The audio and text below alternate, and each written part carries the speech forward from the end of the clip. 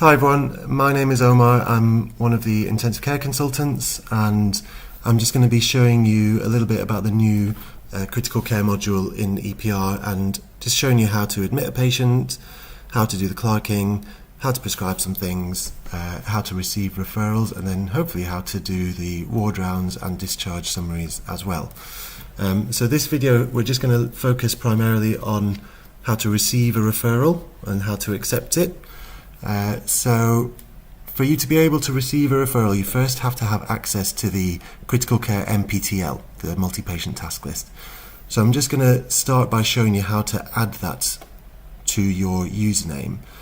So what you need to do is you need to click on MPTL, and that should bring up this list here. So you've got medical and referrals, and if you click on referrals, if you then click on options and task display, it will show you a list of all the different referral lists that will appear on your username.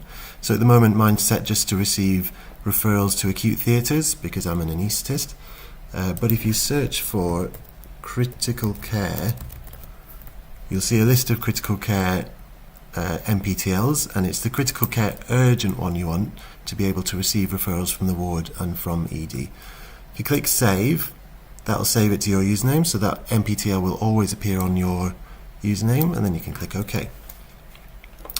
So now that I've done that, I've now got these referrals, this list of referrals for critical care. So that's how you receive referrals. So I'm just going to show you how the referrals come through. So let's say that we've got this patient, this is a test patient, and this patient is currently in the ED HDU, and the ED doctor wants to refer this patient to critical care. They're going to go through the same referral process that we always have had, which is that they click on requests and care plans. And in the past, the doctor would just ring us and we'd go down and see them, but we need a way of documenting referrals that have occurred. So there's going to be this process now. So if you type in referral to critical care, and the ED doctor is going to click on referral to critical care urgent, and they're going to click OK here, and then done. And then it's going to ask the ED doctor for some basic information about this referral.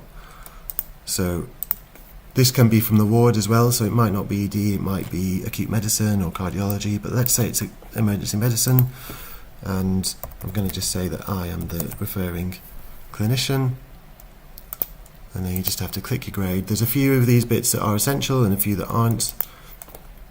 You might want to put in the referral reason.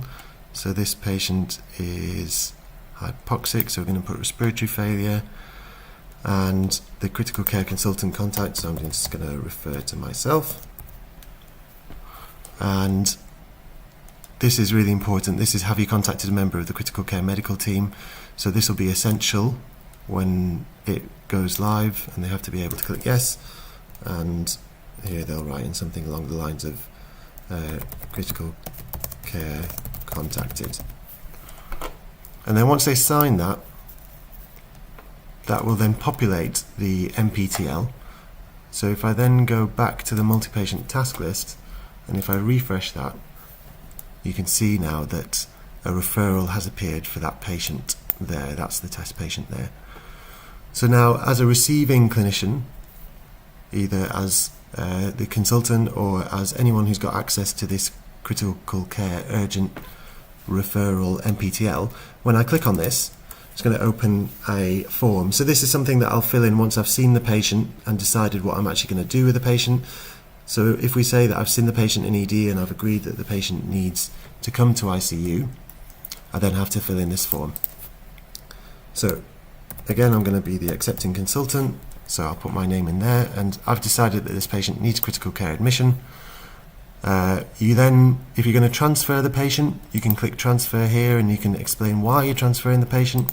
If it's a clinical transfer, then you can document later on where they're going to and what the clinical needs are, and if it's a non-clinical transfer, you can document here why you're having to transfer the patient. It'll usually be because of bed pressures.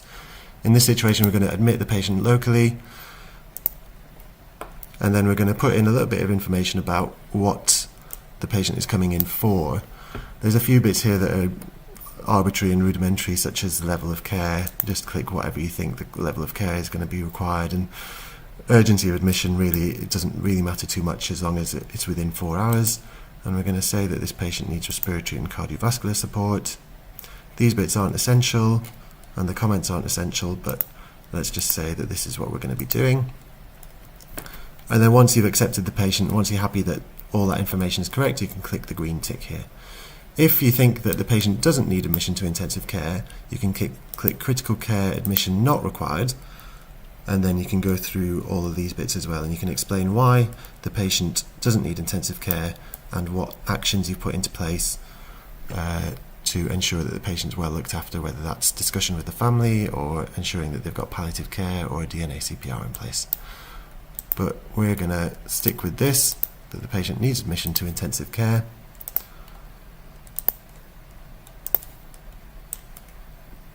And we're going to accept the patient.